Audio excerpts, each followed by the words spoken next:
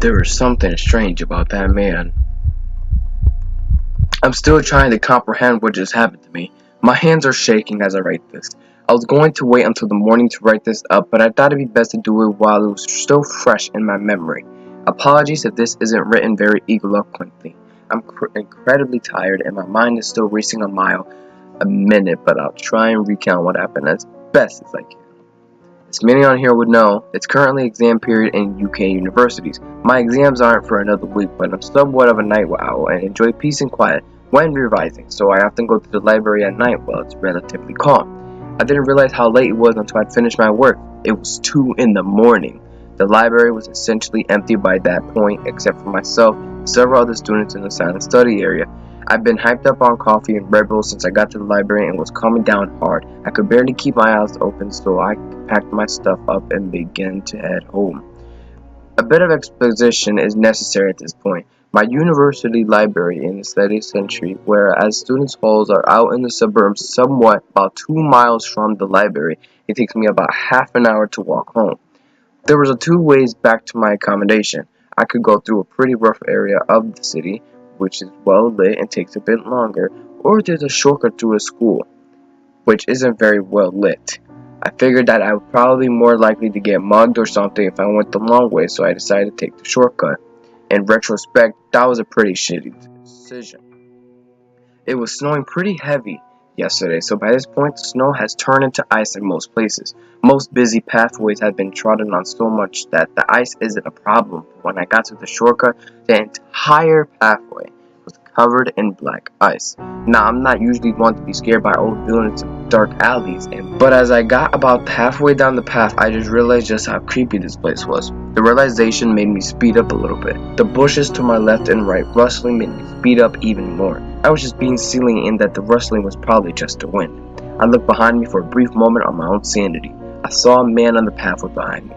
Nothing to worry about, I assured myself. Probably another student returning from the library or night out. To reassure myself, I took another glance this time. I noticed something odd about him. He wasn't moving. He just stood there.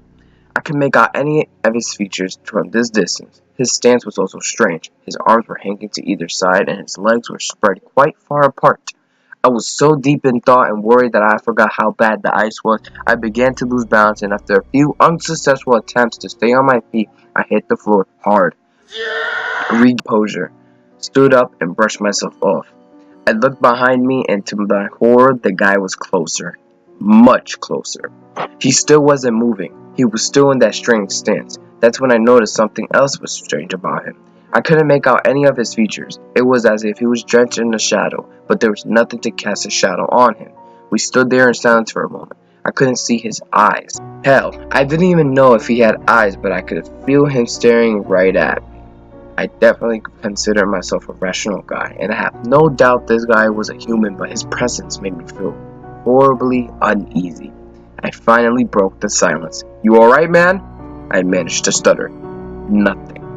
"Hello," I said, waving my hand at him, this time trying to get his attention. He began walking towards me, and I don't mean a leisurely stroll.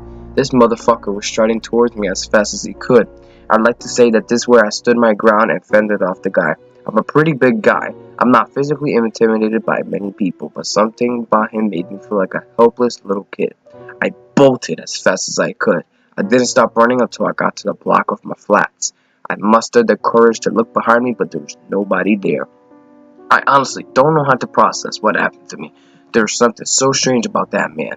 What was he doing in such a secluded place at the time of night? Why was he just standing there like a statue? Why couldn't he just go away? How did he reach me so quickly? And if he could move that quickly, how did I get away? I've been trying to rationalize it since I got back. Maybe it was just a prank. Maybe the guy was trying to mug me. Maybe he was just a crackhead doing crackhead shit.